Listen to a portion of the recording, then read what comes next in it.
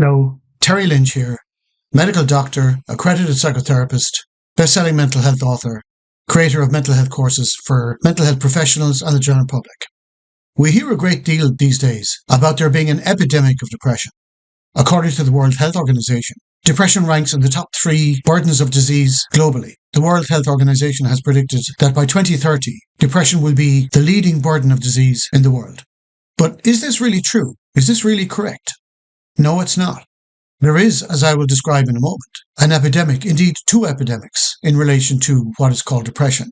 But it's not an epidemic of depression. Contrary to what you have heard over and over again, depression is not a medically verified, not a scientifically verified medical illness, medical disease, brain disorder, chemical imbalance, or genetic medical condition. I've gone into all of these assertions elsewhere within my work. Since depression is not a scientifically, medically established, verified entity in itself, it cannot be rightly stated that there's an epidemic of something that has not been established to exist to begin with. The experiences and behaviours of people who receive that diagnosis are indeed valid and real. The extrapolation that these experiences and behaviours amount to a medical illness called depression, this is utterly unsubstantiated scientifically, medically. But there are 2 epidemics in relation to what we call depression.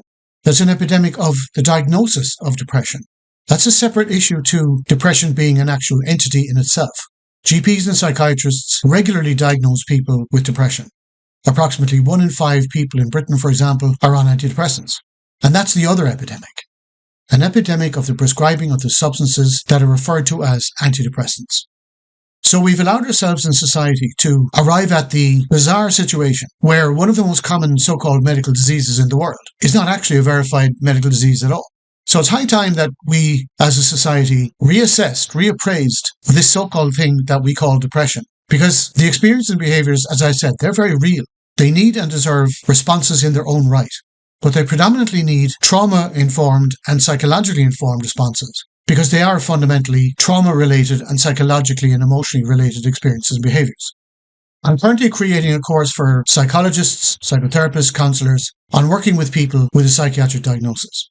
I'm coinciding this course with an article of mine with the same title that's being published by the British Association of Counselling Psychotherapies Healthcare Counselling and Psychotherapy Journal, the October 2025 edition. If you would like me to update you about when my course becomes available for psychologists, counsellors, psychotherapists, contact me below, message me below, and I will make sure that you are kept in the loop regarding when this course becomes available. This course will be of enormous help for mental health practitioners who wish to significantly increase their understanding of and confidence about working with people with psychiatric diagnosis. Thanks for watching. Have a great day.